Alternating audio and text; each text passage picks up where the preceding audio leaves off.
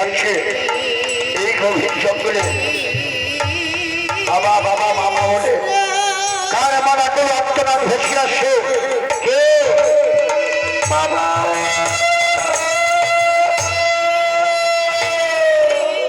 কোথায়, কোন দিক থেকে আমার আকুল আত্মচিৎকার ভেসে আসছে? হ্যাঁ, আমি একটু দেখি, এগিয়ে গিয়ে দেখি কে কে সারা বাড়ি আমার আকুল আত্মনাদ করছে।